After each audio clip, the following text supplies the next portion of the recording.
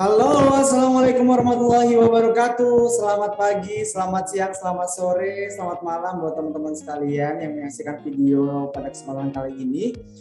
Nah, pada kesempatan kali ini kami dari kelompok 2 ingin menyampaikan terkait review jurnal terkait faktor-faktor yang mempengaruhi kebijakan dividen di mata kuliah manajemen keuangan sektor bisnis dengan dosen pengampu Ibu Dr. Al-Fatih Manggabarani MM.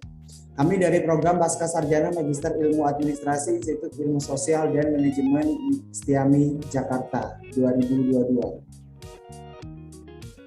Nah, untuk tim B ini, yang pertama ada Bapak Muhammad Solihul Fatoni, kemudian ada Mbak Mita Kartikasari dan saya sendiri Arya Budi Sutopo. Oke. Nah, di table of content pada kali ini kita ada beberapa konten, ada 6. Yang pertama ada overview jurnal, kemudian ada pendahuluan, ada tinjauan pustaka, hasil dan pembahasan, kemudian implementasi, dan juga evaluasi dan kesimpulan. Oke, overview jurnal pada kali ini, jurnal ditulis oleh Saudari Neni Maidawati dari Universitas Islam Indonesia, dan juga Ahada Nur Fauzia, dan juga Uswatun Hasanah. Oke. Nah, pada pendahuluan kali ini, setiap perusahaan memiliki kebijakan perusahaan yang berbeda-beda dalam menetapkan kebijakan dividen. Banyak faktor yang mempengaruhi pembagian dividen kepada investor atau pemilik modal. Jurnal ini menganalisis terhadap faktor-faktor yang mempengaruhi kebijakan dividen seperti likuiditas, profitabilitas, dan ukuran perusahaan. Penelitian ini dilakukan pada perusahaan terbuka yang bergerak di industri manufaktur makanan dan terdaftar di Bursa Efek Indonesia. Industri ini dianggap akan tetap berjalan dalam jangka waktu lama karena merupakan kebutuhan pokok manusia. Bahkan pada saat kondisi krisis, industri ini masih dapat bertahan dengan mudah dibandingkan dengan industri-industri lain yang mengalami penurunan. Kebijakan dividen dapat dilihat dengan memperhatikan tingkat dividen payout ratio. Melalui ratio ini dapat diketahui dari jumlah laba yang dihasilkan beberapa dividen yang dibagikan dan yang ditahan untuk sumber pendanaan. Tingkat rasio ini menjadi salah satu faktor bagi investor untuk mengambil keputusan penanaman modal di sebuah perusahaan. Dalam penelitian ini akan dilakukan pengujian apakah tingkat likuiditas, profitabilitas, dan ukuran perusahaan berpengaruh positif terhadap kebijakan dividen yang ditunjukkan pada nilai dividen payout ratio.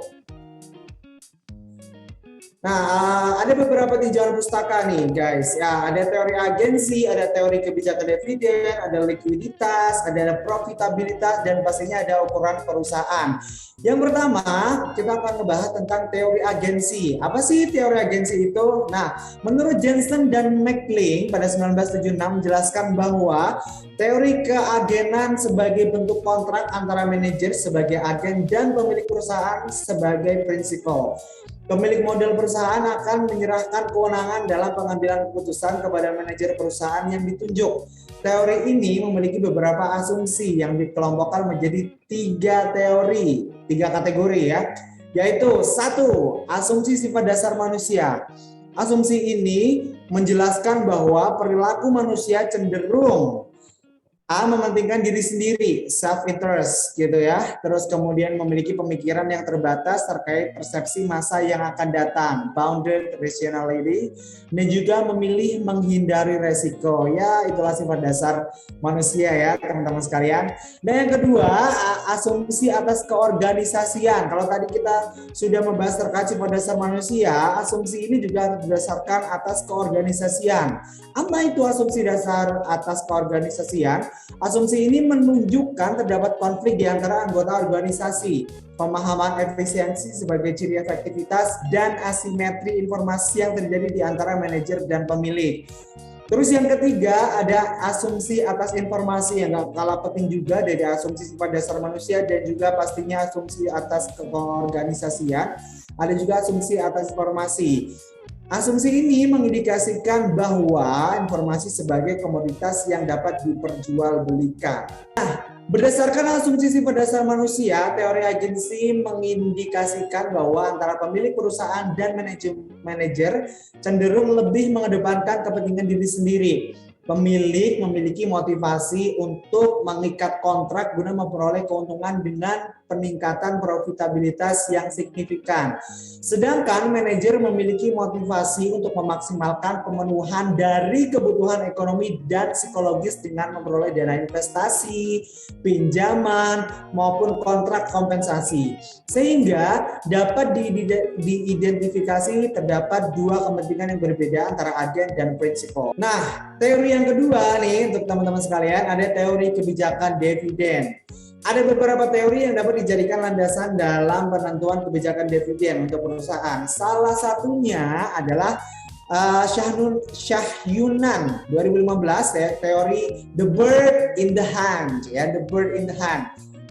Bukan burung di tangan ya, tapi teori ini dikemukakan oleh Myron G. Garden dan John Lindner yang menyatakan bahwa biaya dari modal perusahaan akan naik jika dividen payout ratio-nya rendah dikarenakan investor cenderung lebih memilih untuk menerima dividen daripada capital gain. Investor lebih tertarik terhadap dividen dibandingkan dengan capital gain. Untuk selanjutnya, teori selanjutnya likuiditas. Menurut Sitanggang 2012 mengemukakan bahwa likuiditas menjadi ukuran kinerja dari kemampuan perusahaan guna memenuhi kewajiban keuangan lancar yang segera harus dilunasi. Jika perusahaan liquid, maka perusahaan tersebut dapat membayarkan dividen dalam bentuk tunai. Indikator yang biasa digunakan adalah current ratio. Semakin tinggi current ratio, semakin baik karena dapat diindikasikan bahwa perusahaan mampu membayar kewajiban jangka pendeknya. Semakin tinggi current ratio-nya, maka perusahaan semakin dapat membayarkan tinggi current ratio, maka perusahaan semakin dapat membayarkan dividen dalam bentuk tunai dari ketersediaan kas perusahaan. Oke, selanjutnya ada profitabilitas. Rasio profitabilitas diartikan sebagai rasio untuk penilaian kemampuan perusahaan dalam menghasilkan keuntungan dari proses penjualan, pengelolaan aset, dan penggunaan modal dari saham tertentu. Nah, dalam penelitian ini, profitabilitas diukur dengan menggunakan Return on Asset (ROA). ROA merupakan rasio keuangan yang digunakan untuk mengukur tingkat pengembalian aktiva yang telah digunakan untuk menghasilkan laba. Perusahaan dengan rasio Return on Asset (ROA) yang tinggi mengindikasikan kinerja perusahaan yang semakin baik karena diasumsikan tingkat pengembalian investasi semakin besar. Oke. Nah, untuk selanjutnya akan disampaikan oleh teman saya, Mita Kartikasari. Kepada Mita Kartikasari, kami silakan. Oke, jadi untuk teori selanjutnya ada ukuran perusahaan. Jadi ukuran perusahaan ini merupakan salah satu indikator yang berpengaruh terhadap risiko bisnis dengan pengukuran menggunakan total dari aset perusahaan, penjualan dan ekuitas, menurut Yanti tahun 2014. Perusahaan yang besar serta memiliki akses pasar yang lebih luas akan mampu membayar dividen kepada pemegang saham dikarenakan kemampuan perusahaan dalam mendapatkan dana dalam waktu yang relatif cepat. Perusahaan dengan ukuran yang besar indikasikan kemampuan dalam menghasilkan laba yang tinggi sehingga mampu membayarkan dividen yang tinggi kepada pemegang saham. Menurut Ahmad dan Wardani 2014. Malajian dan Polri 2014, Mehta 2012 mengungkapkan firm size memiliki pengaruh positif dan signifikan terhadap kebijakan dividen. Kemudian kita akan membacakan pembahasannya dari jurnal ini. Yang pertama di sini ada variabel X1 atau current ratio. Current ratio itu rumusnya aktiva lancar dibagi hutang lancar. Kemudian di sini X2-nya ada return on asset atau ROA. Rumusnya itu laba bersih dibagi total asetnya. Kemudian variabel X3-nya di sini ada firm size. Rumusnya dari total asetnya. Nah, untuk model atau persamaan regresinya di sini mendapatkan Y sama dengan 4,5899 minus 0,9279 X1 plus 7,3291 X2 plus 0,5194 X3 plus error. Di sini ada pembahasan terkait pengaruh likuiditas perusahaan terhadap kebijakan dividen.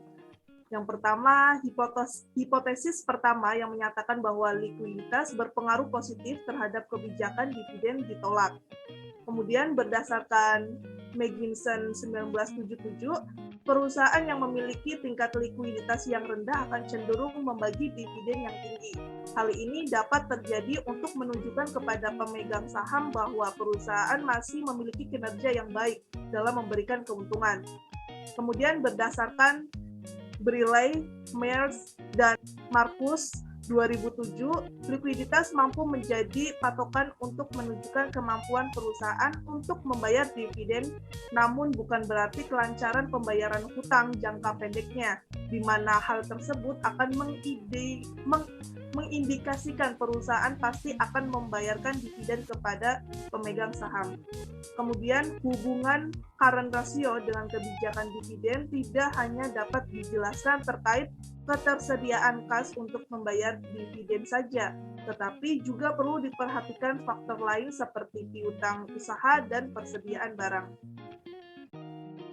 Kemudian pembahasan yang kedua di sini ada pengaruh profitabilitas terhadap kebijakan dividen. Dengan melihat tingkat profitabilitas perusahaan, investor dapat menentukan harapannya untuk menerima dividen yang dibagikan. Semakin tinggi profitabilitas suatu perusahaan, maka akan menarik investor untuk menanamkan modalnya dengan harapan akan mendapatkan dividen yang dibagikan lebih besar. Kemudian pembahasan yang ketiga di sini ada pengaruh ukuran perusahaan terhadap kebijakan dividen, bahwa ukuran perusahaan berpengaruh positif dan signifikan terhadap kebijakan dividen. Ukuran atau besarnya perusahaan memainkan peranan dalam menjelaskan rasio pembayaran dividen dalam perusahaan. Kemudian perusahaan yang besar cenderung untuk lebih matang dan mempunyai akses yang lebih mudah dalam pasar modal.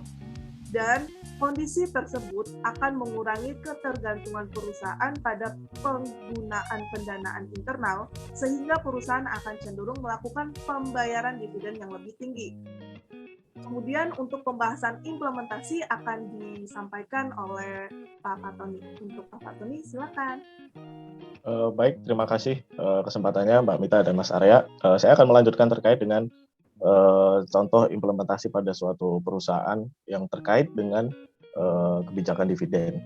Contoh yang kami ambil adalah PT Indofood CPB Sukses Makmur Tbk atau singkatannya kalau di pasar modal adalah ICBP.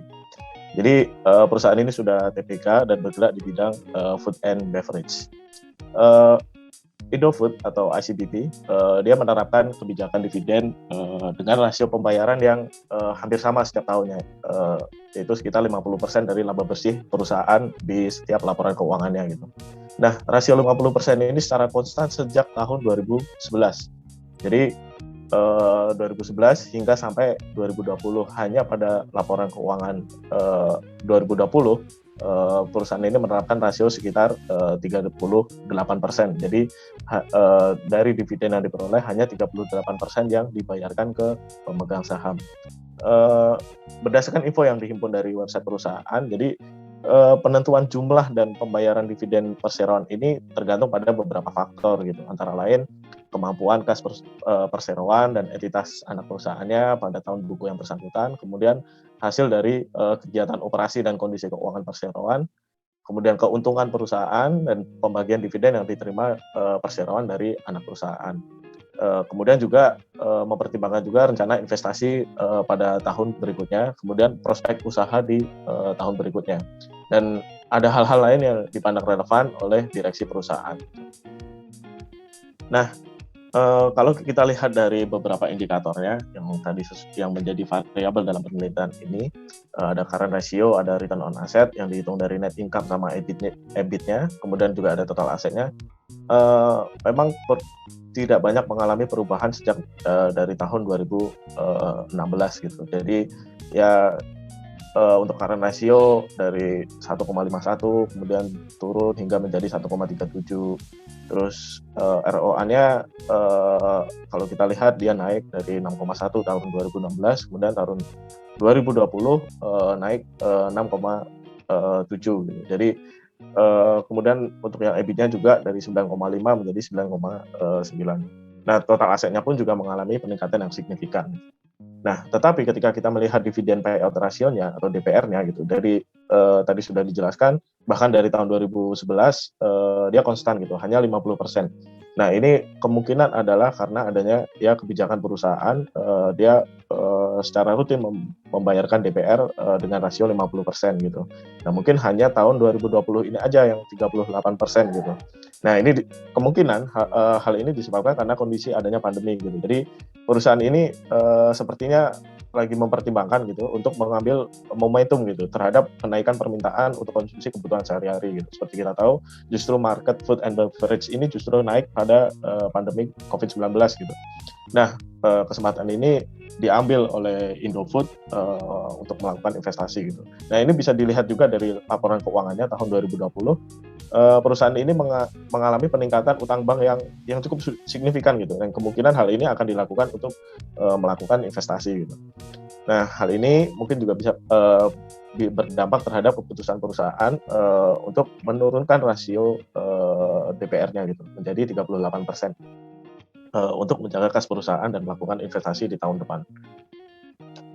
Nah, berdasarkan evaluasi dari tim kami, itu ada 4 evaluasi terhadap artikel yang kami review. Yang pertama adalah, jadi artikel ini sebaiknya menjelaskan faktor-faktor lain yang menyebabkan tinggi rendahnya kebijakan dividen gitu, atau dividen payout ratio-nya. Jadi banyak sekali faktor-faktor yang mempengaruhi dividen payout ratio-nya gitu. Bahkan faktor-faktor yang tidak hanya terkait dengan laporan keuangan juga gitu, tapi faktor-faktor yang seperti kebijakan perusahaan, kebijakan dari pemegang saham mayoritasnya gitu.